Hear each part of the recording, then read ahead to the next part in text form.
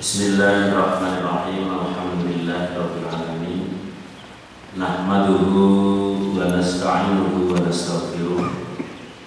Wa na'udzu billahi min shururi anfusina wa min sayyiati a'malina.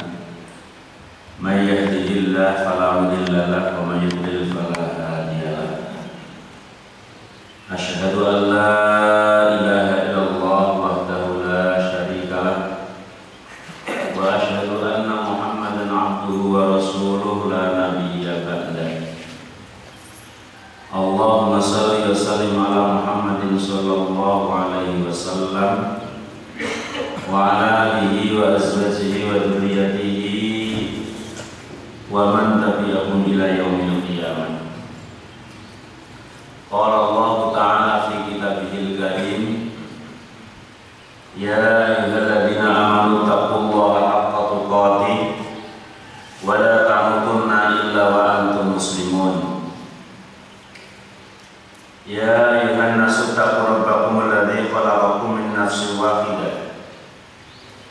nafsin wahidah wa khalaqa minha zawjaha wa batha minhuma rijalan katsiran wa nisaa'a wattaqullaha alladzi tasaaluna bihi wal arham innallaha kana 'alaikum raqiba. Ya ayyuhalladzina amanu taqullaha wa qulu qawlan sadida yuslih lakum a'malakum wa yaghfir lakum dhunubakum wa may yuti'illaha wa rasulahu faqad faza fawzan 'azima. Fa'lam fa inna khairal hadits kitabullah wa khairal hadi hadi Muhammadin sallallahu alaihi wasallam wa syarrul umuri muhdatsatuha wa kullu muhdatsatin bid'ah wa kullu bid'atin dhalalah wa kullu dhalalatin finnar. Amma ba'd. Hadirin wal hadirat rahimani wa rahimakumullah.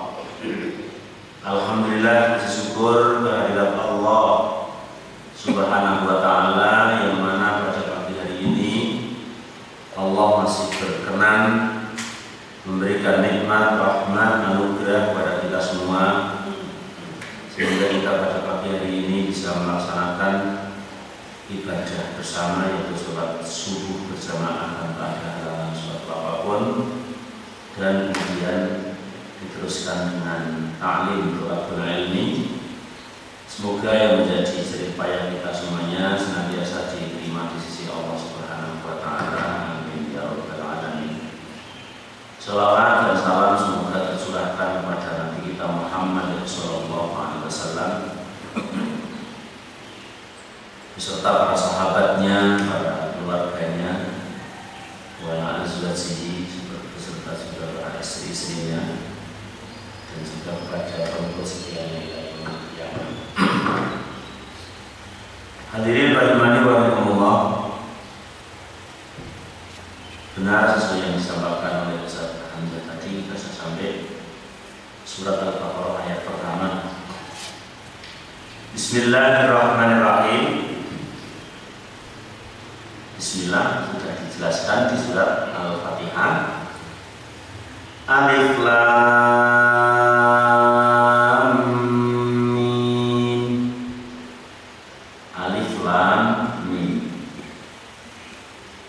Qad ikhtalafal mufassiruna fil hurufil muqti'ati allati fi awalil suwar, dalam menafsirkan huruf-huruf yang terpisah yang ada di dalam awal surat.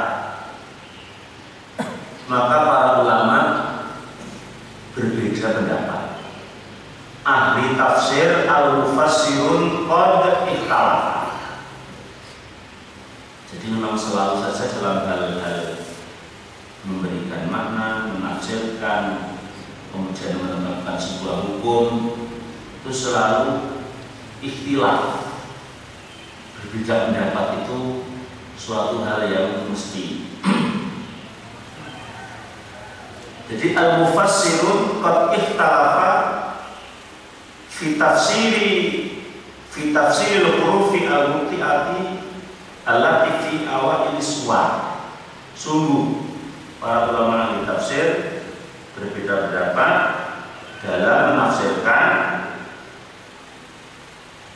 huruf-huruf yang terpisah yang berada di awal surat, di antaranya adalah alif, lam, mim. Itu tafsirnya seperti apa? Faminhum, sebagian dari mufassirun, man qala hiya mimma istaghfarallahu bi'ilmihi faratu ilmuha ilallahi wa lam yufassiruha. Di antara mereka ada yang mengatakan bahwa hal ini merupakan sesuatu yang hanya diketahui oleh Allah saja. Mimma istaghfarallahu bi'ilmi, yaitu rahasia Allah. Hanya Allah yang mengetahui, tidak ada selain Allah yang mengetahui. Maka dari itu faruddu ilmaha ilallah, maka untuk mengetahui maknanya mereka mengembalikan kepada Allah. Walam yufassiruha, dan mereka tidak menafsirkan. Jadi pendapat yang pertama, ini disebutkan yang pertama, ulama yang mengatakan bahwa alif lam mim itu rahasia Allah. Begitu juga awal-awal surat yang lain ada alif lam mim ro, ada alif lam ro, ada kaf ha ya ain shad, ada to sin, ya. Pernah ada baca tosin itu kan pertama ngaji bacanya tosa, tosa itu motor. Karena kan huruf itu bacanya sesuai, jadi kalau belum belajar kan keliru ya. Ini mendapat yang pertama mengatakan mimma istaghfarallahu bi'ilmi, itu adalah rahasia Allah, ilmunya yang baru hanya Allah. Faruddu ilma ilallah, kembalikanlah faruddu ilmuha ilallah, ilmunya penafsirannya kembalikan kepada Allah. Walam yufassiruha, dan mereka tidak memberikan tafsir. Alif lam mim ya alif lam mim. Nah, maknanya gimana? Ya nggak ada maknanya. Ya ada, tapi Allah yang tahu, kita nggak tahu. Karena memang tidak diajarkan. Ini kata ulama yang pertama. Hakahu al-Qurtubi fi tafsirihi an Abi Bakar wa Umar wa Utsman wa Ali wa Ibnu Mas'ud radhiyallahu anhum ajma'in. Akan hal ini adalah sesuai yang diriwayatkan oleh Imam Qurtubi dalam tafsirnya, tafsir Al-Qurtubi, riwayat dari Abu Bakar As-Siddiq, dari Umar bin Khattab, Utsman bin Affan, bahkan Ali bin Abi Thalib, Ibnu Mas'ud, mereka berpendapat seperti itu, bahwa alif lam mim adalah merupakan rahasia Allah Subhanahu wa taala dan tidak ditafsirkan. Wa qala 'Amir Asy-Sya'bi wa Sufyan Ats-Tsauri wa Rubayy ibni Khaisim wa Tarahu Abu Hatim ibn Hibban. Akan masuk ulama-ulama ini Asy-Sya'bi, Sufyan Ats-Tsauri, Rubayy, semuanya adalah memilih yang bahwa alif lam mim dan kawan-kawan itu adalah rahasia Allah dan tidak perlu ditafsirkan karena tidak diajarkan. Nah, coba nanti kita pemahamnya memilih yang mana karena memang ikhtilaf. Kemudian yang kedua, dan di antara ahli tafsir yang kedua, man fassar, ada yang mereka memberikan tafsir tentang alif lam mim itu, ada yang memberikan tafsir, akan tetapi waqtalafa haula'i fi makna, yang memberikan tafsir pun ikhtilaf alif lam mim itu maknanya apa. Jadi tadi khilaf. Kemudian yang menafsirkan pun juga khilaf. Alif lam mim itu maknanya apa? Di antaranya faqala Abdurrahman bin Zaid bin Aslam. Perlu diingat, dari Abdurrahman bin Zaid bin Aslam mengatakan bahwa alif lam mim hiya asma uswa. Alif lam mim dan kawan-kawan potongan huruf yang ada di awal surat itu termasuk nama surat. Tapi kalau dilihat itu juga tidak semua jadi nama surat ya. Kalau Nun jadi surat Nun, terus Toha surat Toha, Yasin surat Yasin. Tapi alif lam mim tidak surat alif lam mim. Alif lam mim ra surat tidak. Bahkan kaf ha ya ain sad malah surat Maryam ya. Nah, tapi mungkin pendapat mereka Abdurrahman bin Zaid bin Aslam mengatakan seperti itu. Iya asma uswa, bahwa potongan huruf yang ada di awal surat adalah merupakan nama surat. Qala al-Alamah Abdul Qasim Mahmud bin Umar Az-Zamakhsyari, yang terkenal dengan sebutan Imam Az-Zamakhsyari, di dalam tafsirnya dia mengatakan wa alaihi idghaqul aksar, bahwa huruf-huruf tersebut merupakan nama-nama surat yang bersangkutan, kemudian kebanyakan mengatakan hal yang sama, wa alaihi idghaqul aksar, atau menyerupai. Wa naqala Sibawayh annahu nassa alaihi wa yaqifu li hadza bima warada fi sahihain. Kemudian dinukil dari Imam Sibawayh ada suatu nas dari hadis ya, dari riwayat Bukhari dan Muslim dari Abu Hurairah radhiyallahu anhu bahwa Rasulullah SAW kana yaqra'u fi sholati subhi yaumil jum'ah alif lam mim. Jadi ada hadis itu yang berbunyi bahwa Rasulullah SAW membaca alif lam mim sajadah dan hal ata alal insani dalam surat subuh hari Jumat. Teks yang berbunyi begitu itu menunjukkan bahwa alif lam mim itu nama surat. Dan karena yang rokok fi sholati subhi yaumil jum'ah alif lam mim sajadah, tidak as sajadah tapi alif lam mim sajadah. Bahwa Rasulullah SAW ketika sholat subuh hari Jumat mengimami membaca surat alif lam mim sajadah. Wa hal ata alal insani, dan membaca surat hal ata alal insani. Berarti nama surat tersebut disebut surat alif lam mim sajadah dan surat hal ata alal insan. Tapi kemudian alif lam mim sajadah namanya sajadah, kemudian hal ata alal insan namanya adalah surat al insan. Tapi itu bisa juga disebut sebagai nama surat sebagaimana yang dipilih oleh Abdurrahman bin Zaid bin Aslam. Wa qala Sufyan Ats-Tsauri an Ibni Abi Najih al-Mujahid annahu qala alif lam mim wa ha mim wa alif lam mim shad wa shad fawatihu iftatahallahu biha al-Qur'an. Kalau menurut Imam Mujahid bahwa alif lam mim ya, alif lam mim kemudian ha mim kemudian alif lam mim shad kemudian shad adalah fawatihu iftatahallahu biha al-Qur'an, pembuka-pembuka yang oleh Allah digunakan untuk membuka ayat-ayat Al-Quran atau surat-surat Al-Quran.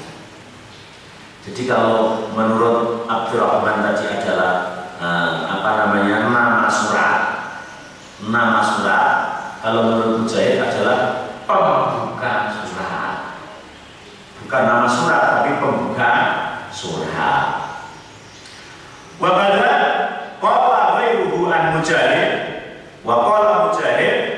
riwayat Abi Hurairah, Musa bin Mas'ud, an Shibli, an Ibni Abi Najih, anahu qala alif lam mim ismun min asma'il Qur'an. Dalam riwayat lain bukan hanya sebagai pembuka Al-Qur'an, tapi ternyata bahwa awal suar atau alif lam mim dan sejenisnya adalah merupakan nama-nama daripada nama surat. Anahu nama daripada nama-nama Al-Qur'an. Anahu ismun min asma'il Qur'an. Ya, Al-Qur'an itu namanya kan Al-Qur'an, kemudian Al-Kitab, kemudian Al-Furqan. Nah, termasuk namanya itu yang disebutkan dalam awal-awal surat itu. Nah, namanya Alif Lam Mim, ya. Namanya Nun, itu nama-nama Al-Qur'an. Wa hadza qala Qatadah wa Zaid bin Aslam. Imam Qatadah kemudian Zaid bin Aslam, wa la'alla hadza yurji'u ila makna qawli Abdurrahman bin Zaid, dan ini juga yang sesuai dengan maknanya oleh Abdurrahman bin Zaid bin Aslam tadi. Mereka juga menyebutkan annahu ismun min asma'is suwar, bahwa alif lam mim dan yang lain adalah merupakan nama daripada nama-nama surat Al-Qur'an. Nama-nama daripada nama surat Al-Qur'an. Ini yang dari Abdurrahman bin Zaid bin Aslam, dan juga yang dikuatkan oleh Imam Qatadah, ya, Imam Qatadah bin Zaid bin Aslam, bahwa alif lam mim adalah merupakan nama-nama surat. Ya, tadi dalil yang menunjukkan adalah Rasulullah ketika mengimami subuh hari Jumat membaca surat alif lam mim saja dan membaca surat hal ata al insan. Berarti menunjukkan bahwa alif lam mim saja itu nama surat, kemudian hal ata al insan juga merupakan nama daripada nama surat. Fa inna kulla suratin yutlaqu 'alaiha ismul Qur'an fa innaha yub'atu ayakuna alif lam mim sad asma'anil Qur'an kullah li anal mutabadir ila fahmi sami'in man yaqulu qara'tu alif lam mim inama dzalika ibaratun an suratil A'raf. Sesungguhnya setiap surat diucapkan atasnya nama-nama Al-Qur'an. Jadi setiap surat adalah diucapkan bahwa nama-nama Al-Qur'an, nama-nama Al-Qur'an. Sehingga kalau di awal surat itu adalah bagian daripada nama-nama Al-Qur'an, juga sesuai, ya, makna yang disebutkan seperti itu. Kemudian juga ada yang berpendapat beda lagi, ya. Ada yang berpendapat bahwa alif lam mim hiya ismun min asma'illah. Ada yang berpendapat bahwa alif lam mim adalah merupakan salah satu asma Allah, ya. Asma Allah yang agung, asma Allah yang besar, ya, merupakan asma Allah. Jadi Allah itu kan punya asma sangat banyak. Bahkan kalau di salah satu hadis Asmaul Husna berarti 99. Tapi dalam pendapat ini juga mengatakan termasuk awal suara itu asma Allah. Jadi alif lam mim, Yasin, Nun dan lain sebagainya adalah merupakan asma Allah. Hal ini dijelaskan oleh Imam Asy-Sya'bi dalam Fawaidus Suwar min asma'illah, bahwa awal surat adalah merupakan asma Allah, ya, merupakan salah satu nama Allah. Fawaidus Suwar adalah asma-asma Allah. Awal surat adalah nama-nama Allah, nama-nama Allah. Wa kadzalika qala Salim bin Abdullah wa Ismail bin Abdurrahman As-Sadi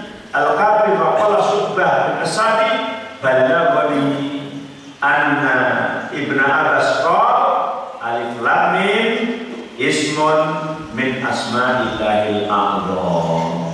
Dalam riwayat ini ya, ternyata nyambung sampai kepada Ibnu Abbas, bahwa Ibnu Abbas mengatakan bahwa alif lam mim merupakan salah satu asma Allah yang sangat agung.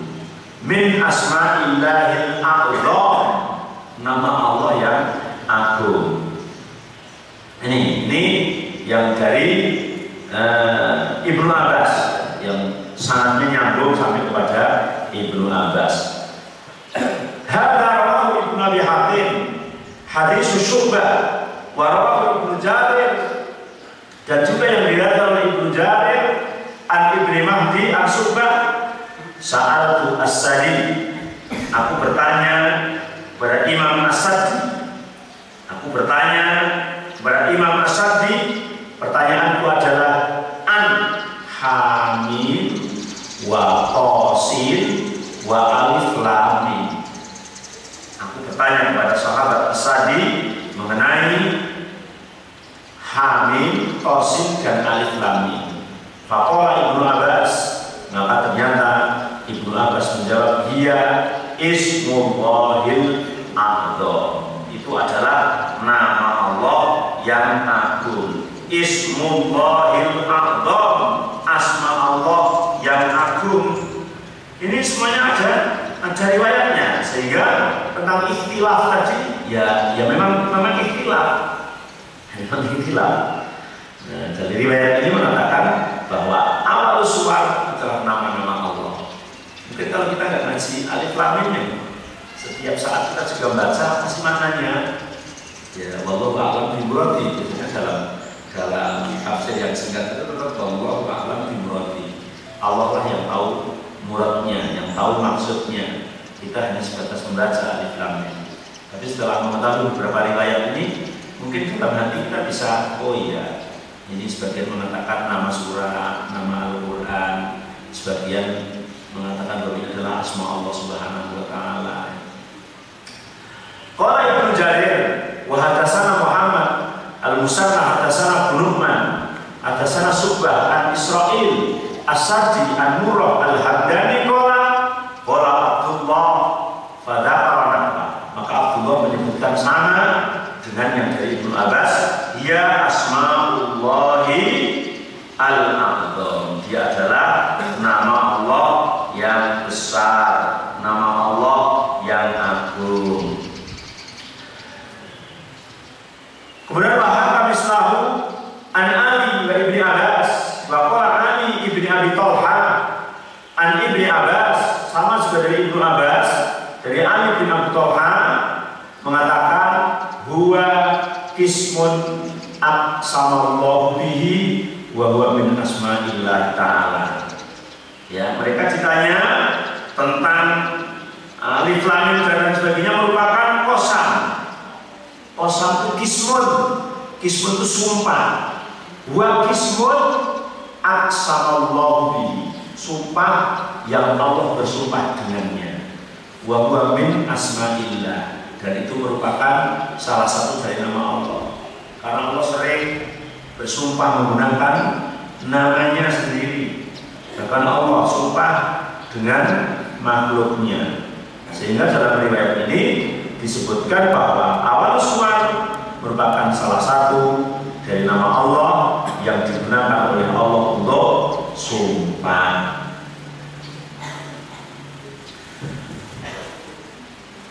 Kemudian Imam Ibnu Hatim Ibnu Jarir dari hadis Ibnu Aliyah dari Khalid Al-Qadda dari Ikrimah anahu qala alif lam mim kismun. Alif lam mim adalah merupakan sumpah, ya, merupakan sumpah Allah, ya, merupakan sumpah Allah yang digunakan oleh Allah untuk bersumpah. Kedua riwayatnya ulama melalui hadis Harith Ibnu Abdullah dari Atta Ibnu Sa'id dari Abu Duha dari Ibnu Abbas bahwa makna alif lam mim ialah Allah, atau seolah kata alif lam mim kalau Allah, aku adalah Allah, anallahu a'lam, aku adalah Allah yang maha mengetahui. Jadi alif lam mim itu bisa diartikan artikan dari riwayat ini, Anallahu a'lam. Aku adalah Allah yang Maha Tahu. Ini yang dari riwayat hadis Syarif bin Abdillah bin Atha bin Sa'id. Wa qala Sa'id bin Jubair, begitu juga yang disebutkan oleh Imam Sa'id bin Jubair dan Imam As-Sadi dan Imam Abu Malik. Kemudian riwayat dari Abi Shalih an Ibni Abbas an Murrah al-Hamdani an Ibni Mas'ud an-nas min ashabin Nabi, dari segolongan manusia dari sahabat Nabi mengatakan alif lam mim qol amma alif lam mim fahiya hurufun istaftahat min hurufin hijai asma'illahi ta'ala. Dalam hal ini maka sahabat Nabi, seorang golongan dari sahabat Nabi ini mengatakan bahwa alif lam mim, bahwa alif lam mim adalah merupakan huruf-huruf yang dipakai untuk pembukaan. Semuanya adalah berasal dari ejaan hijaiyah asma-asma Allah. Istaftahat min hurufin hijain min hurufi hijain asma'illahi ta'ala, adalah merupakan huruf-huruf yang dipakai untuk pembukaan, tapi semuanya adalah berasal dari ejaan huruf hijaiyah yang berasal dari nama-nama Allah, huruf ejaan. Makanya ketika baca kan dibaca per huruf. Dalam istilah ahli tajwid itu ada istilah harfi, sehingga ada mad lazim harfi, ada mad lazim kilmi. Kalau yang bersifat kalimat itu namanya mad lazim kilmi, kayak al-ana gitu ya, mad lazim kilmi. Kemudian yang balogolin itu kilmi. Tapi yang di awal-awal surat ini namanya mad lazim harfi, karena bacanya memang per huruf. Tulisannya alif, lam, dan mim, bacanya per huruf, tidak alam tadi, tapi bacanya alif, lam, mim. Ya dan sin tidak dibaca yasa atau yas, tapi dibaca ya, sin, utuh huruf-hurufnya itu. Makanya disebut harfi. Maka ketika panjang kayak lam, mim, itu disebut lazim harfi. Begitu juga toha, itu lazim harfi juga. Hanya kalau yang lam, mim itu disebut musaqqal, berat. Kemudian yang toha, kemudian haya, itu mad lazim harfi mukhaffaf, ringan. Nah, karena apa? Ini hurufun istafahat min hurufin hijain, adalah huruf-huruf yang digunakan untuk membuka Al-Quran dari huruf-huruf hijaiyah yang semuanya adalah merupakan dari nama-nama Allah. Masya Allah, dari nama-nama Allah. Imam Abu Ja'far Ar-Razi dari Rubai bin Anas dari Abu Aliyah menyikapi tentang qauli ta'ala alif lam mim, Jadi sehubungan dengan alif lam mim itu yang dari Abu Ja'far ini, Masya Allah, hadhil ahrufis salasah minat tis'ah wal isrina hurufan. Dari ketiga huruf ini merupakan bagian dari 29 huruf yang berlaku di kalangan semua bahasa. Istimewa. 3 huruf ini, hadhil ahrufis salasa minat tis'ati wal isrina hurufan darat fiha al-alsan. 3 huruf ini merupakan bagian dari 29 huruf yang berlaku bagi di kalangan semua bahasa. Tidak ada satu huruf pun dari ketiganya melainkan huruf tersebut adalah huruf pertama dari salah satu asma Allah. 3 huruf itu semuanya adalah illa bahwa miftahu ismin min asma'ihi. Alif, lam, dan mim itu. Walaysa minha harfun ila wa huwa min alaihi. Yang pertama dari bagian kebesaran nama Allah, tiada satu huruf pun darinya melainkan merupakan sebagian dari tanda-tanda kebesaran Allah. Min alaihi, kebesaran Allah. Wa balaihi, dan tidak ada satu huruf pun melainkan di dalamnya terkandung masa suatu kaum, illa wa huwa min alaihi wa balaihi wa laysa min harfun illa wa huwa fi madati aqwam, masa suatu hidup suatu kaum, baik hidupnya maupun ajal mereka. Ini alif lam mim. Masya Allah. Isa ibnu Maryam alaihissalam pernah mengatakan wa'ajab, mengatakan sebagai ungkapan dari keheranan, aku heran. Ajaba ay ajabtu ajaban. Qala ajaba anahum yantiquna bi asma'ihi wa yu'ishuna fi rizqihi fa kaifa yakfuruna bi. Jadi ajaba ay ajabtu ajaban, mengatakan aku heran. Mereka mengucapkan asma-asmanya, hidup dengan rezekinya, tetapi mengapa mereka kafir terhadapnya? Itu kata Isa, mengatakan dengan nama-namanya, memakan dengan rezeki-rezekinya, tapi fakaifa yakfuruna biha. Fal alif miftahul ismillah wal lam miftahul ismihi al-latif. Alif berarti awalan dari lafal Allah. Alif Allah itu dimulai dengan alif. Dan lam miftahul ismihi latif. Lam latifun, lam. Wal mim miftahul ismihi majid. Kemudian mim adalah nama Allah Majid.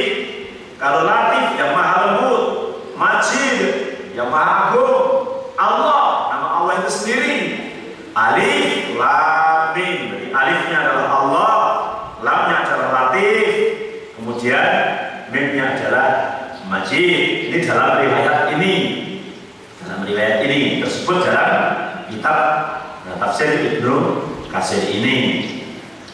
Al-alif sanatun wal lam salasuna sana wal mim arba'una sana.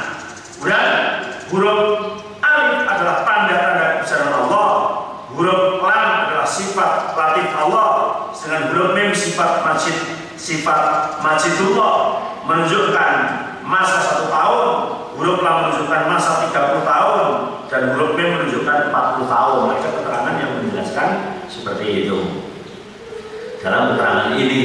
Jadi tadi disebutkan bahwa awal surah adalah bagian daripada apa? Nama Allah. Hada lafdun Ibnu Abi Hatim, dan ini adalah lafal yang ditunjuk dari riwayat Imam Ibnu Abi Hatim. Wa nafahu Ibnu Jarir tsumma syara'a biwajhi kulli wahidin min hadhil aqwal wa yuwafiqu bainaha wa annahu la munafata baina kulli wahidin minha. Kemudian setelah beberapa dijelaskan dari awal sampai bawah, ternyata antara pendapat yang satu dengan pendapat yang lain tidak terjadi bertentangan, tidak antara satu dengan yang lain. Wa annal jam'a mumkinun, mengumpulkan antara beberapa pendapat itu adalah merupakan sebuah kemungkinan. Yang satu mengatakan hanya awalan surat saja, yang satu mengatakan adalah nama surat, yang satu mengatakan bahwa itulah nama Al-Quran, yang satu lagi mengatakan bahwa itulah nama Allah. Maka boleh disatukan. Annal jam'a mumkinun. Satu, faya asma'ul surat, nama surat. Wa min asma'illahi ta'ala yaftatahu biha asma'. Dan setiap nama-nama Allah, dari nama-nama Allah dibuka pula dengan nama-nama surat itu. Fakulu harfin minha dalal ala ismin min asma'i. Sehingga antara huruf-huruf yang ada itu menunjukkan atas nama-namanya. Wasifatin min sifatihi, dari sifat-sifatnya. Kama iftataha suara kasirotan, sebagaimana Allah membuka dengan surat yang banyak, bitahbibihi wa tasbihi wa ta'dimihi. Dalam surat-surat itu dijelaskan dibuka dengan tahmid, namanya seperti Al-Fatihah, Alhamdulillah. Surat Al-Kahfi juga dimulai dengan Alhamdulillah. Kemudian ada yang dimulai dengan tasbih, ya. Nah, sabbihisma rabbikal a'la. Nah, itu dimulai dengan tasbih. Ada juga yang dimulai dengan takdim, pengagungan terhadap Allah Subhanahu wa taala. Itu menunjukkan bahwa awal-awal itu merupakan salah satu daripada sifat-sifat dan nama Allah Subhanahu wa taala. La mani'a min dalalatil harfi minha ala ismin min asma'illah. Berarti tidak ada halangan kalau orang yang mengatakan bahwa itu adalah merupakan nama Allah dan sifat-sifat Allah Subhanahu wa taala. Sebagaimana yang disebutkan oleh Imam Rubai, Ibni Anas, Abi Aliyah, li anal kalimat al-wahidah tutlaqu ala ma'anin kasiratin. Karena lafal yang satu itu kadang-kadang bisa menunjukkan makna yang banyak. Dalam bahasa Arab ada lafal yang satu menunjukkan makna yang banyak. Kalau kata doroba saja itu, doroba itu kan kalau yang barusan belajar bahasa Arab maknanya kan mukul. Ya, doroba yang dari dorban itu maknanya mukul, mentrong, gebuk. Tapi ketika kita naik belajar paroket, ternyata yang namanya doroba itu mengkalikan. Ya, isnan berbul wahid 2 kali 1. Itu ternyata doroba dimaknakan apa maknanya adalah mengkalikan. Tapi di Al-Quran juga kata doroba ternyata membuat. Doroba Allah bermataran kalimatan thayyibatan. Itu tidak kemudian Allah memukul kalimat yang baik, tapi Allah membuat contoh kalimat yang baik. Artinya dalam Al-Quran itu ada beberapa makna yang kemudian maknanya itu apa? Satu lafal itu maknanya berbeda-beda. Coba kata umat dalam Al-Quran, kata umat antara umat dalam ayat yang satu dengan umat dengan ayat yang lain itu ternyata beda. Ada yang berbunyi inna wajadna abana ala ummatin.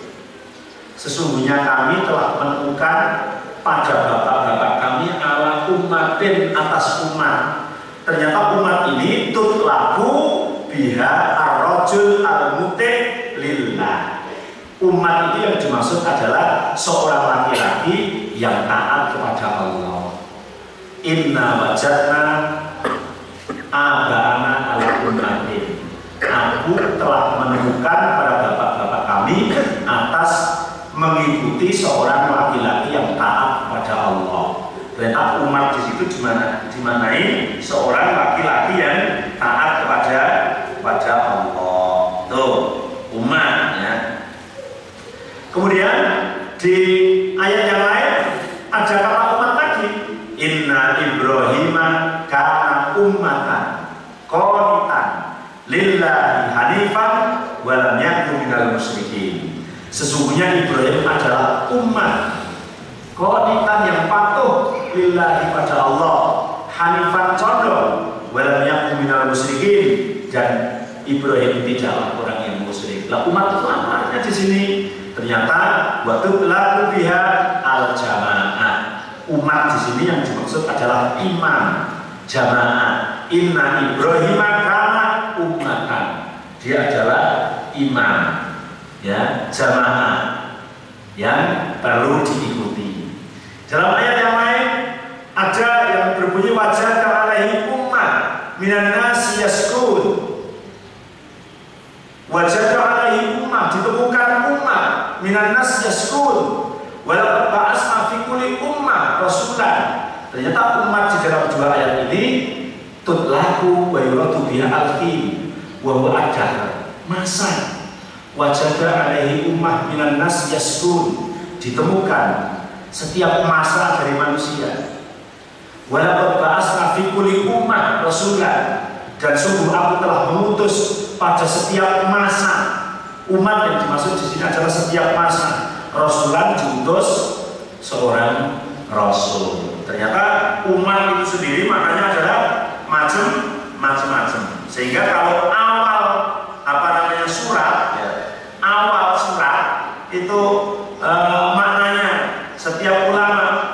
yang mempunyai makna tersendiri itu suatu hal yang sangat wajar, ya, sangat wajar.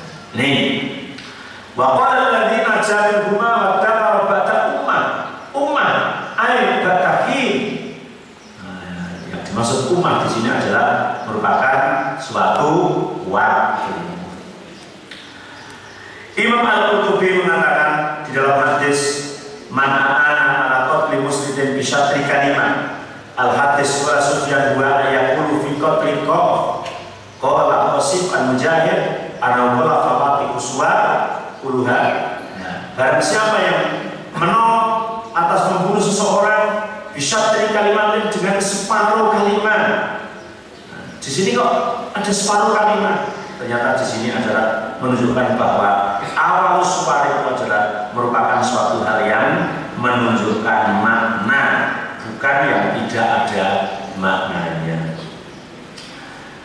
Kemudian Al-Qasif Mujahid mengatakan fawaid suwar uluha, bahwa awal-awal surat itu diantaranya adalah qaf, shad, hamim, to, sin, mim, alif, lam, ro, dan yang lain merupakan hijabun, maudhu'un, wa qala ba'du ahli al-arabiyah hiya hurufun min hurufil mu'jam istagna bi dzikri ma dzakara min fi awal suwar. Merupakan huruf-huruf mu'jam atau huruf Arab, ya, huruf Arab. Istagna bi dzikri ma dzakara min fi awal suwar, yang cukup untuk dibaca di awal surat tersebut. Kemudian majmu'ul huruf al-madhkurah fi awal suwar bihadfil muqarrar minha arba'ata asyara harfan. Huruf-huruf yang digunakan untuk awal surat itu jumlahnya ada 14 huruf. Huruf-huruf yang digunakan untuk awal surat itu ada 14 huruf, yaitu huruf mim, shad, ra, kaf, ha, ya, ain, ta, sin, ha, qaf, dan nun. Yasma'uha hurufka nasun hakimun qati'un lahu sir. Kalau dibaca jadi kalimat gitu. Tapi ini nasun itu net, non, dan sok. Hakimun, ha, ka, ya, dan mim. Qati'un, kemudian qaf, alif, ta, ain, lahu, lam, ha, silun, sin, ra. Tapi di sini dalam ilmu tajwid itu ada 5 yang bacanya ringan, yaitu hayyun thahirun. Hayyun thahirun berarti ha, ya, to, ha, ro. Itu yang 5 itu bacanya ringan. Hayyun, ha, berarti bacanya ha. Tidak ha, itu enggak, tapi ha. Yun berarti ya, bacanya ya, bukan ya, itu enggak.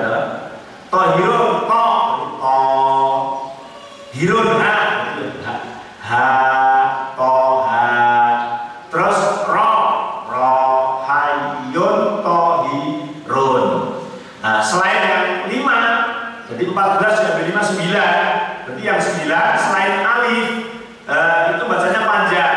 Alif juga panjang, atau yang disebut dengan mushaqal. Alif itu juga panjang. Alif, kecuali alif pendek. Alif.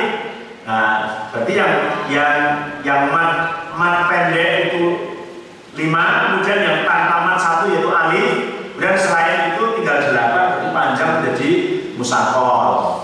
Seperti yang mim, shad, nun, kaf, terus ain, sin, qaf. Nah, itu semuanya adalah diucapkan dari 3 huruf. Alif sudah 3 huruf, ya, 3 huruf tapi pendek.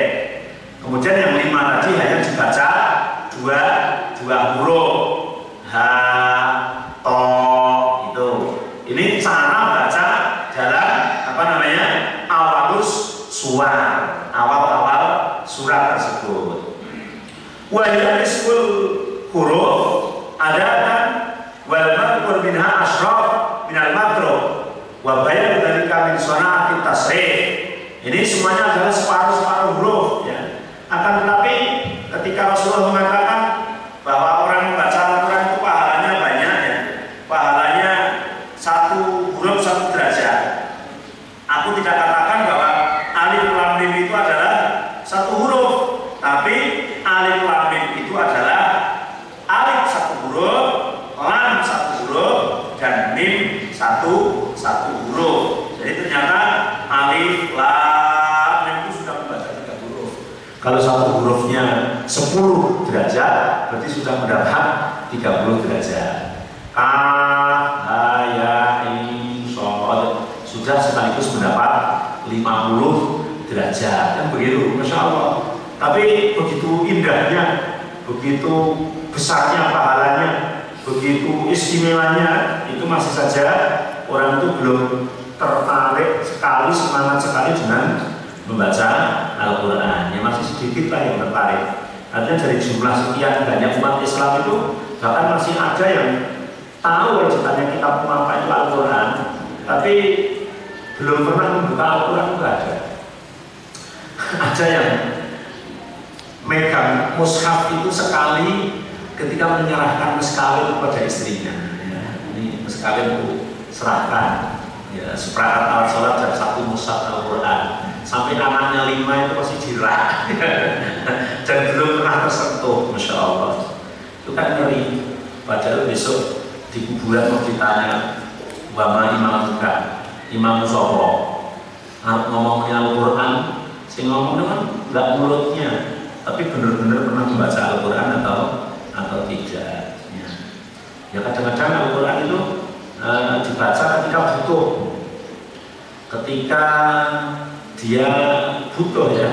Jadi bukan Al-Quran dijadikan imam, tapi Al-Quran disuruh mengikut dia. Gitu. Ya, ketika biasanya membaca Quran, tapi ketika mungkin istrinya sakit, anaknya sakit atau apa, dan meruqyah. Mungkin yang lumayan agak ringan meruqyah, baca ayat Al-Kursi, ayat kursi, muawwadatain. Biasanya tidak baca. Itu nakal namanya. Ketika butuh saja. Ketika nggak butuh enggak. Apalagi yang kemudian Al-Quran hanya digunakan sebagai kesenian. Nah, sekarang itu kadang-kadang acara apa saja itu pembukaannya adalah Al-Quran, gitu ya, Masya Allah. Padahal Al-Quran itu kan diturunkan bukan untuk itu, tapi Al-Quran adalah untuk mengatur. Jadi yang terpenting kita itu setelah membaca Al-Quran, meresapi maknanya, kemudian bagaimana hidup kita itu selalu mengikut para imamnya, karena Al-Quran itu yang menjadi imam. Tapi ya Al-Quran nyuruh kita berjalan ke timur, tapi kitanya malah kadang berjalan ke arah barat. Al-Qurannya menyuruh kita melakukan, tapi kadang kita malah meninggalkan. Sehingga Masya Allah, Al-Quran tidak menjadi hujah bagi kita, tapi justru malah Al-Quran akan menjadi madorot, justru menjadi musuh bagi kita besok di akhirat, Masya Allah. Karena Al-Quran yang sangat mulia, yang per hurufnya adalah langsung dari Allah Subhanahu wa Ta'ala, adalah suatu huruf dan kalimat yang sangat mulia, sehingga harus kita muliakan, bukan hanya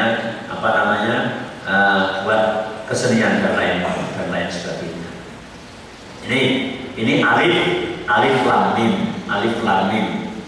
Jadi ada hamim, ada alif lam mim, alif lam ra, kaf, ha, ya, ain, shad, semuanya adalah lafal-lafal Al-Quran awal suar yang oleh ahli tafsir dikatakan banyak pendapatnya.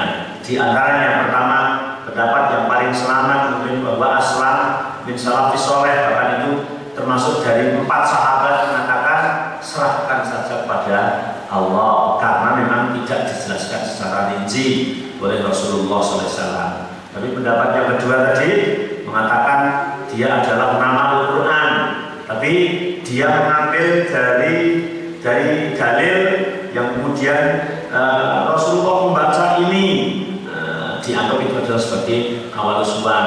atau nama-nama surat, ada yang mengatakan nama Al-Quran, ada yang mengatakan nama-nama Allah, semuanya bisa dipersatukan.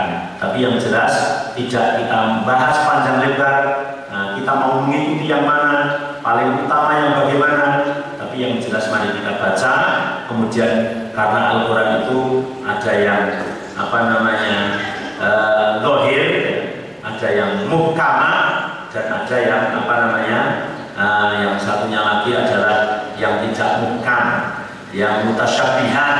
Sehingga bagaimana kita untuk bisa mengikuti Al-Quran yang muhkam. Huwa alladzi anzala 'alaikal kitab minhu ayatun muhkamat hunna ummul kitab wa ukhra mutasyabihat. Sesungguhnya Allah yang menurunkan Al-Quran pada kalian, dan Al-Quran adalah ada yang muhkamat, ada yang mutasyabihat. Nah, termasuk alif lam mim inilah yang mutasyabihat. Kemudian yang muhkamat jelas, kayak ayat baris seperti muhkamat, ya jelas dong. Anak laki-laki dapat 2 bagian dari anak perempuan. Termasuk ayat poligami itu muhkamat, jelas dong. Fangkihuma babalakum minan nisa'i masna wa sulasa, jelas. Tapi kadang-kadang orang itu yang jelas dibikin remeng-remeng, yang remeng-remeng dijelas-jelaskan. Repot jadinya ya. Jadi yang sudah jelas dia jelas. Kita pahami sebagaimana penjelasan Al-Quran tersebut. Nah, kemudian yang memang maknanya tidak begitu dijelaskan, ya sudah. Kayak dalam surat Al-Kahfi cerita tentang Nabi Musa dengan Nabi Khidir, ya cerita aja, nggak usah dijelas-jelaskan. Kemudian ini itu gitu ya. Ashabul Kahfi, Al-Quran saja mengatakan sebagian 5 dengan anjingnya, 6, 7 dengan anjingnya, 7, 8 dengan anjingnya. Allah yang maha mengetahui. Itu kan ditulis dalam surat Al-Kahfi. Sekarang malah ada nama Ashabul Kahfi itu namanya ini, Budel, siapa, terus ditempel di atas pintu, nanti maling nggak mau masuk. Itu namanya yang mutasyabihat diperjelas. Itu nggak bisa.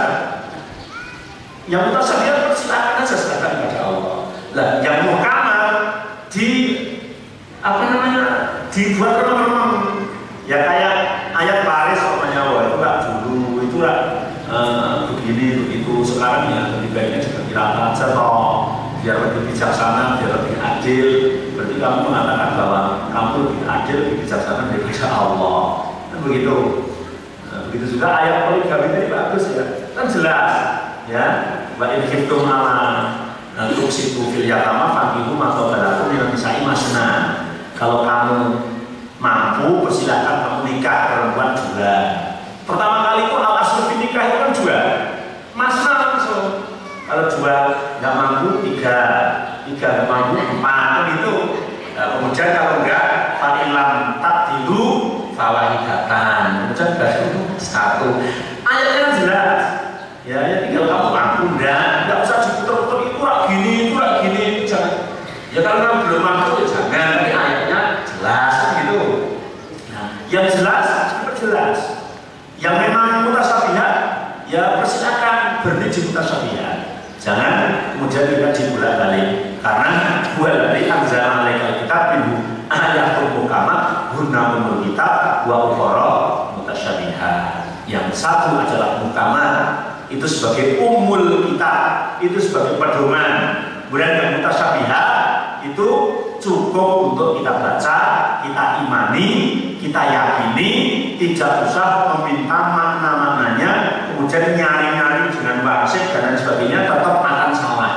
Ya, akan salah. Maka alif lam mim pun kita merujuk pada pendapat para ulama.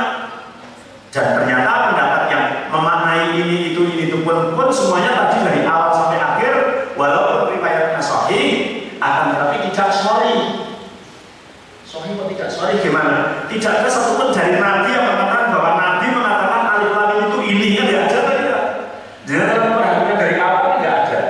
Yang ada bahwa sahabat ini menukil dari perkataan Nabi ini, kesimpulannya ini, kan begitu. Sahabat ini menukil perkataan ini, berarti kesimpulannya ini, kan begitu. Tapi yang langsung dari Nabi kan tidak ada. Maka sehingga yang khulafaur rasyidin saja ya, termasuk siapa tadi di dalamnya adalah Abu Bakar, Umar, Utsman, Ali, bahkan termasuk Ibnu Mas'ud mengatakan, "Hiya mimma istaghfarallahu bi ilmi faruddu ilmuha ila Allah wa lam yufassiruha."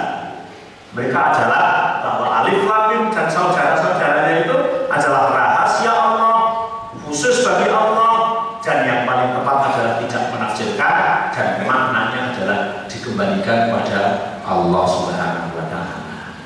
Jelas ya, insya Allah ya. Ya, sudah jam 5 menit, silakan kalau ada pertanyaan. Monggo.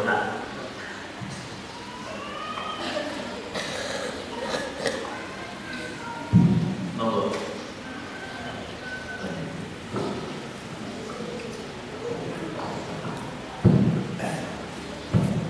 Assalamualaikum warahmatullahi wabarakatuh. Tadi Ustaz sudah menjelaskan betapa banyaknya tafsir-tafsir yang dikemukakan oleh para ulama. Dari banyaknya tafsir yang berbeda tersebut menyebabkan penganalisaan dari umat itu menjadi berbeda. Apakah itu tidak bisa disatukan? Kalau itu bisa disatukan, alangkah indahnya, sehingga tidak pernah ada perbedaan seperti itu. Itu saja. Terima kasih. Assalamualaikum. Terima kasih, pertanyaan yang sangat bagus sekali ya. Sebenarnya di akhir tadi sudah saya simpulkan, akan tetapi memang bahwa mempersatukan berbagai macam pendapat itu adalah suatu hal yang sangat sulit, kan begitu ya, karena orang itu punya keyakinan masing-masing, sehingga apalagi yang semuanya itu merujuk kepada suatu dalil, walaupun dalam makna dalil itu sendiri belum sahih. Kadang-kadang orang yang sudah berkeyakinan padahal tidak ada dalilnya saja diluruskan itu belum tentu mau, kan begitu, belum tentu mau. Kamu itu kok ikut pendapat yang ini aja, yang ini juga dalilnya enggak mau, begitu. Itu kadang-kadang sulit seperti itu ya. Akan tetapi sebenarnya di akhir tadi sudah saya simpulkan, dari sekian pendapat tadi kan mengatakan yang memaknai pun ada yang memaknai bahwa itu adalah nama surah, nama Al-Quran, kemudian nama Allah, kan begitu. Semuanya disatukan bahwa ternyata itu hanya kalau dikatakan nama surat, ya karena memang ditulis di awal surat. Kalau hanya pembuka, ya nggak ada yang itu di tengah. Kemudian yang nama Allah memang itu adalah dari asma-asma Allah. Tapi di akhir tadi saya simpulkan bahwa semua yang mengatakan alif lam itu bermakna ini, itu tidak ada penjelasan yang jelas dari Rasulullah. Bahwa Rasulullah mengatakan alif lam mim itu adalah ini, hai Abu Bakar. Alif lam mim itu adalah ini, hai Umar, hai Ibnu Mas'ud, hai Ibnu Abbas. Tadi kan teks-teks yang saya baca tidak ada. Semuanya adalah dalil kinayah. Ketika ada dalil yang mengatakan bahwa Abu Hurairah mengatakan Rasulullah sholat subuh itu membaca alif lam mim sajadah dengan membaca hal ata al insan, maka mereka mengatakan itu berarti hal ata al insan itu nama surat, alif lam mim sajadah itu nama surat. Nah ketika sekarang kalau orang Jawa, kalau Pak Agil itu kalau nanti baca kulhu, apakah kemudian ada nama surat kulhu kan bisa dibantah seperti itu sebetulnya ya. Lagi pemain baca apa ya? Yang sering kayak gitu kan baca apa gitu.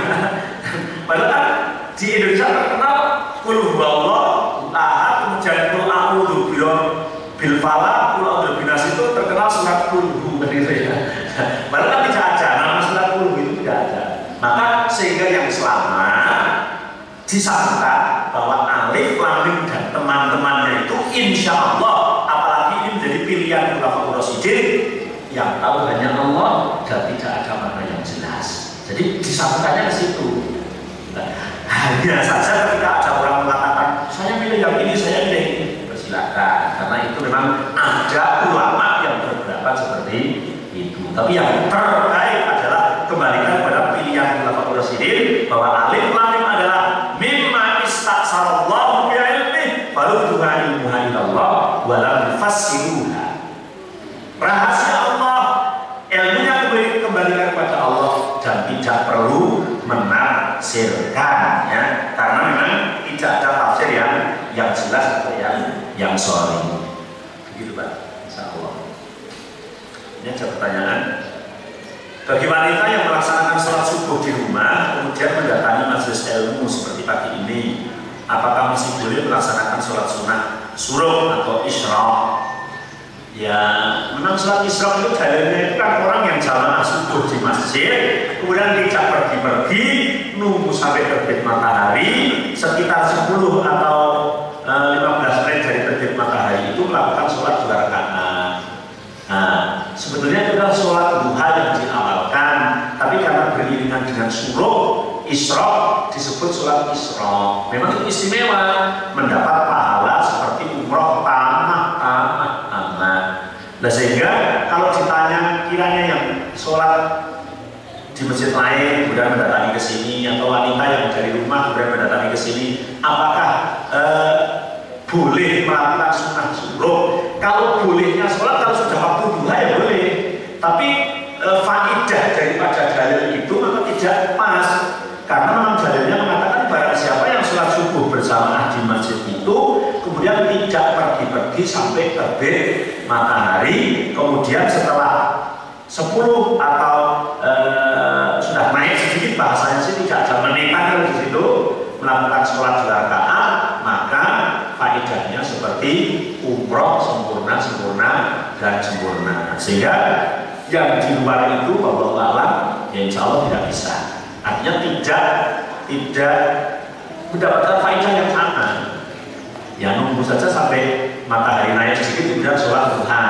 Boleh 2, boleh 4, boleh 6, boleh 8. Tapi bagi yang jamaah subuh kemudian tidak pergi-pergi, cukup 2 saja. Cukup 2 saja. Dan yang kedua, batasan waktu sholat suruh karena kekhawatiran justru sholat di saat yang dilarang, saat matahari terbit. Yaitu perkiraan kurang lebih terbit matahari lebih 10 atau 15 menit. Kalau sekarang itu kan terbitnya kelihatannya jam 5, jam 5.40 atau 5.50. Berarti kalau sekarang sudah jam 6:15 itu sudah lebih, sudah hampir masuk waktu duha.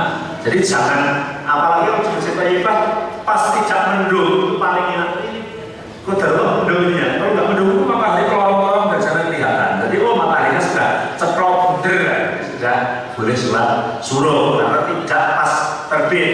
Karena kalau pas terbit itu nggak boleh. Karena Rasulullah mengatakan jangan sholat ketika matahari terbit atau ketika matahari sedang tenggelam, karena matahari terbit dan tenggelam itu di antara 2 tanduk setan.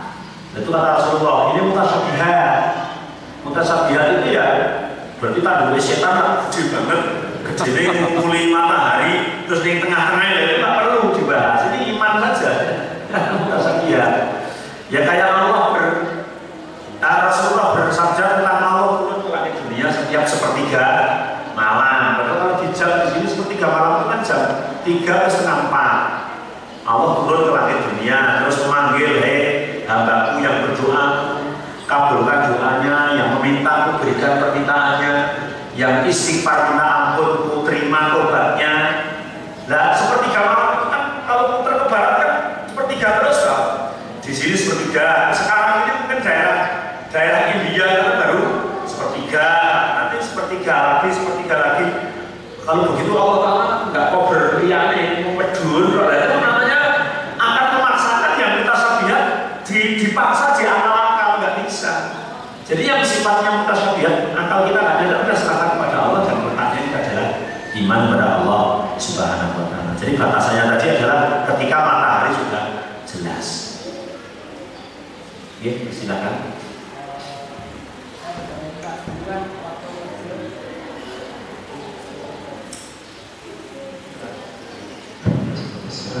Assalamualaikum warahmatullahi wabarakatuh. Assalamualaikum. Ya dulu waktu kecil itu saya sering mendengar senandung ala toha rasul ala yasin habibillah ala toha rasulillah. Kalau dilihat dari bahasa Arabnya berarti yasin dan toha itu nama rasul seperti itu. Nah, adakah teks yang mengatakan seperti itu gitu loh? Kan tadi disebutkan bahwa salah satu huruf tadi itu adalah nama Allah. Nah, apakah ada yang mengatakan itu nama rasul? Yang pertama, yang kedua, ketika itu memang nama Allah, bukankah ketika kita ingin menggunakan nama itu sebagai nama anak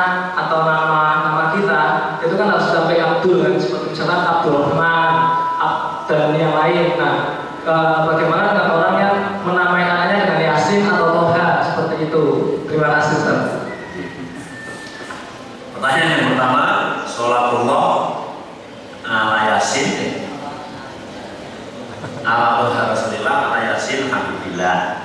Sepanjang yang saya baca tadi, ya bahkan hari kemarin saya baca, tidak ada yang menunjukkan bahwa awal surat itu adalah nama Muhammad atau nama Rasul. Walaupun sebagian tafsir Yasin, yang tafsirnya memang bukan tafsir bil riwayat, tapi tafsir bil ra'i, ya, bahwa Yasin itu ya itu artinya hai, sin itu Muhammad. Sehingga Yasin itu hai Muhammad, itu ada, tapi tidak diriwayat. Tapi sepanjang yang riwayat tadi dengan riwayat itu pun tadi kan sudah saya katakan riwayatnya itu hanya para sahabat dan para tabi'in yang merujuk pada dalil yang tidak sharih, kemudian menyimpulkan bahwa itu adalah merupakan asma Allah. Jadi secara sharih yang mengatakan bahwa awal surat adalah merupakan nama Rasul atau nama Muhammad itu sendiri, saya belum ketahui. Sepanjang yang saya baca belum diketahui, sehingga sholawat tadi jadi lupa awalnya itu kan sholatullah salamullah ala yasin ala toha rasulillah, sholatullah salamullah ala yasin habibillah, itu ya kurang tepat. Nah, jadi kalau kita mau membaca sholawat ya yang tepat saja, yang jelas dengan menggunakan kata yang dohir, sallallahu ala Muhammad, sallallahu alaihi wasallim, sallallahu ala Muhammad, sallallahu alaihi wasallim, atau Allahumma sholli ala Muhammad, Allahumma sholli ala Muhammad, atau sallallahu ala Muhammad, itu yang jelas, atau sallallahu ala Muhammad wa ala ali. Jadi yang dengan kata yang jelas. Kalau pakai domir itu domir yang kembali langsung kan begitu. Allahumma sholli alaihi, Allahumma sholli alaihi, alinya adalah alaihi, adalah kepada Rasulullah. Karena lafal Yasin dan lafal Toha itu belum tentu itu nama Muhammad, hanya baru praduga. Sehingga bisa ya, bisa enggak, dan yang spekulasi bisa ya, bisa enggak itu kan kalau enggak kita akan rugi. Nah, makanya menggunakan yang jelas-jelas saja, jadi baca menggunakan yang spekulasi. Kedua, kemudian kalau nama orang dinamai Yasin, namanya Toha, walaupun tadi dikatakan sebagai nama Allah, tapi kan baru prasangka juga, doni sifatnya. Tidak seperti yang qot'i, kalau Ar-Rahman, Ar-Rahim itu kan qot'i, Bismillahirrahmanirrahim, berarti kan jelas qot'i, Maliki Yaumiddin, Malik, A'udzu birabbi, Rabbi, ya, itu berarti qot'i. Yang qot'i jangan, memang harus digunakan. Kalau membuat nama harus satu. Kalau tidak mau pakai mudhof, digunakan nakirah. Boleh, bukan Ar-Rahman tapi Rahman, itu boleh. Karena kalau Rahman nakirah, kalau nakirah berarti artinya adalah sifat penyayang saja. Tapi kalau sudah Ar-Rahman pakai al-makrifah, maka jelas adalah nama Allah. Maka harus pakai mudhof, jadi Abdul Rahman. Abdul Rahman itu adalah hamba Ar-Rahman. Abdul Malik berarti hamba al-Malik, kan begitu. Tapi untuk nama-nama Yasin, Toha, mungkin hanya yang belum tuman diberi nama Alif Lam Mim, belum ya. Di nama Nun gitu kan belum ada. Karena orang itu kadang karena umum saja lah nama Yasin, nama Toha itu kok bagus kan begitu ya. Nah, yang kalau menurut hadis itu nama yang paling baik kan Abdullah. Jadi yang baik itu adalah lafal Abdul kemudian dimudhofkan kepada nama Allah, dari Abdul Rahman, Abdul Rahim, Abdul Malik sampai kepada Abdul Sabur, insya Allah itu lebih utama. Kemudian nama-nama Nabi itu adalah Nabi Muhammad, Idris, Nuh, Lot, Hud. Kadang kan jarang ya kan dinamai pendek saja. Hud gitu saja kan. Malah ini ujian HUD pendek banget nama Nabi loh gitu ya. Nah, jadi sepanjang yang saya baca belum mengetahui kalau awal surat adalah sebagai nama Nabi. Begitu.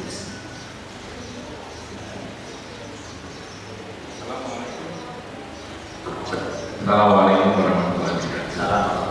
Saya masih penasaran. Jadi kalau orang awam ya membaca Alif Lam Mim, dalam hati mesti bertanya, ini maksudnya apa? Saya ingin tanya pada waktu itu, pada waktu ayat itu turun, kenapa tidak ada sahabat yang bertanya tentang itu? Gitu. Apakah pada waktu itu ada kesepakatan kalau ayat turun tidak boleh bertanya, atau mungkin mereka sudah mabuk dengan alasan mungkin dalam sastra Arab berikutnya baru bertanya maksudnya apa. Nah ini menurut pendapat Ustaz gimana? Kalau ya mungkin penting gitu loh, tapi kok nggak ada yang bertanya pada waktu itu apa maksudnya, asbabulnya apa gitu. Saya kira itu saja. Ya, saya kira dari awal sudah ada sedikit penjelasan dengan sahabat itu tidak bertanya kepada Rasulullah kecuali dalam hanya beberapa hal. Jadi yas'alunaka anil mahid, yas'alunaka anil ahillah, yas'alunaka anis syahril haram, kan gitu ya. Pertanyaan itu dari haid, dari hilal, dari bulan haram ya.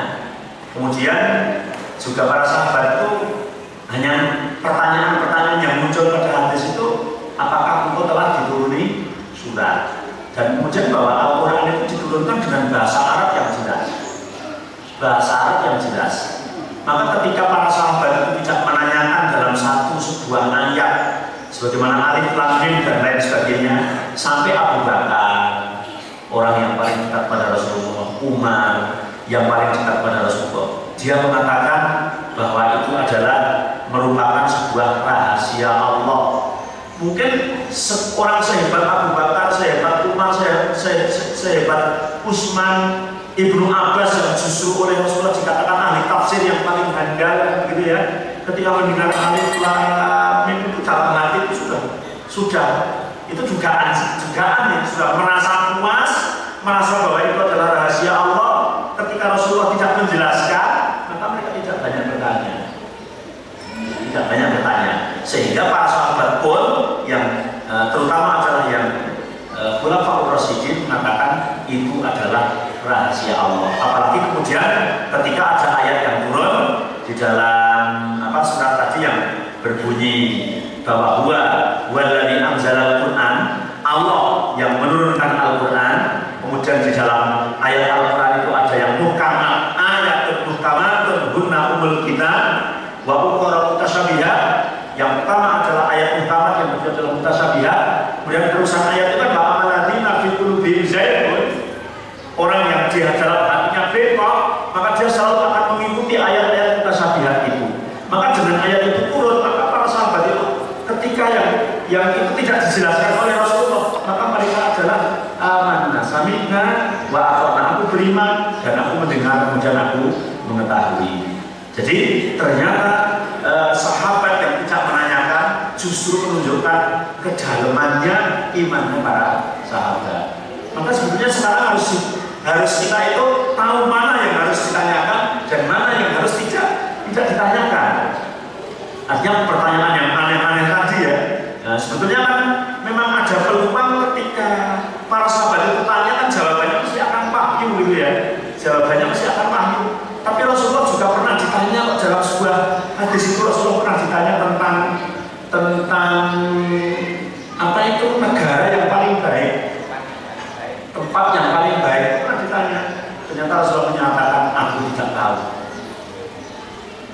Dengan pertanyaan itu kemudian Rasulullah penasaran, akhirnya tanya pada Jibril, negara tempat itu dalam satu riwayat negara yang paling baik itu mana? Maka Jibril pun menjawab, aku tidak tahu, menunggu wahyu dari Allah. Mungkin muncul dari satu hadis yang pernah ditanyakan kepada Rasulullah nggak tahu, sehingga dalam hal-hal yang kemudian tidak disampaikan oleh Rasulullah, para sahabat itu mencukupkan dan tidak pertanyaannya. Ada suatu pertanyaan yang Rasulullah itu pernah menjawab, aku tidak tahu. Jadi ternyata Rasulullah pun tidak tahu ketika tidak diberi wahyu, sehingga wahyu yang sifatnya memang tidak muhkamah, para sahabat menyuguhkan karena itu tidak dijelaskan oleh Rasulullah SAW. Wallahu ya, sudah setengah mungkin cukup ya, sudah tinggi mataharinya, sudah bisa sholat isyraq. Sekian, kurang lebihnya minta maaf, semoga bermanfaat. Akhirul kalam, subhanakallahumma wa bihamdika, asyhadu an la ilaha illa anta, astaghfiruka wa atubu ilaik. Assalamualaikum warahmatullahi wabarakatuh.